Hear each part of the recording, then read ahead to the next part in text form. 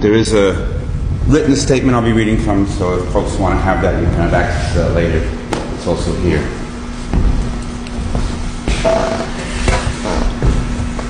There is no longer any controversy.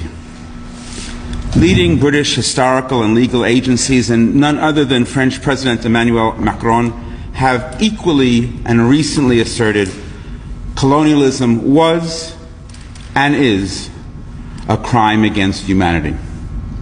As such, United Nations protocols empower all peoples and parties to act with the, quote, responsibility to prevent genocide and the, quote, responsibility to protect. It is not so useful in the case of the Cameroons or Ambazonia to spend time debating who is most at fault.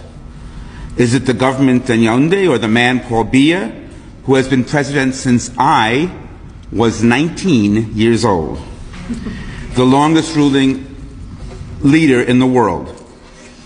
Is it the original French colonists who, along with their British counterparts, set up this competitive, divided we fall scramble way back when? Is it the UN in failing to oversee the promises made decades ago? Perhaps it's the children of Ambazonia who, frustrated at increasing police and military violence and little to show for decades of completely nonviolent and unarmed actions against their colonial predicament, pick up some stones to defend themselves just over the past year. There is enough guilt to go around, and we say again, it is not so useful to spend time debating who is most at fault. The UN mandated responsibility to protect and the responsibility to prevent genocide, equally, especially in cases of contemporary, ongoing colonialism, is the responsibility of all of us. It is certainly the responsibility of the United Nations member states, with an emphasis on those who currently make up the Human Rights Council, which soon meets in Geneva. But it is also the responsibility of non-governmental organizations, organizations like the International Peace Research Association, with consultative status with ECOSOC. And yes, it's the responsibility of media as well, to remember that even conflicts which appear small in places which are not easily found on maps require our urgent attention and solidarity.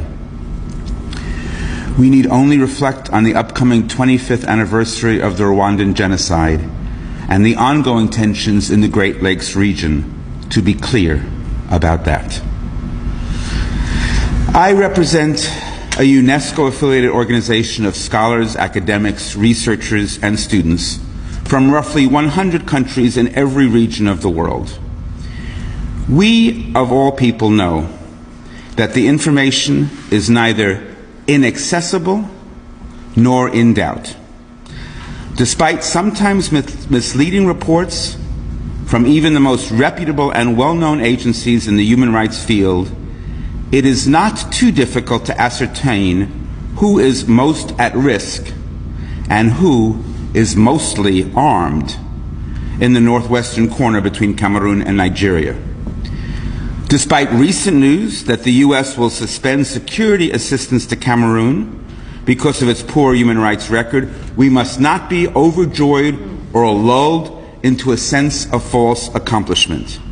Our colleague, Adotai Akwe, Amnesty International's deputy director here in the United States, noted yesterday, quote, Cameroonian security forces have indiscriminately killed, arrested, and tortured people, firing on crowds, displacing thousands of civilians, and destroying entire villages with impunity, close quote.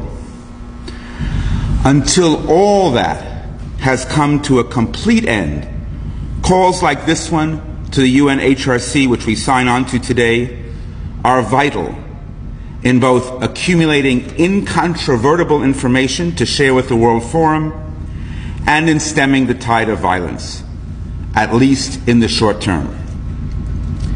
In the long run, we repeat, colonialism was, and in Ambazonia today, colonialism still is a crime against humanity.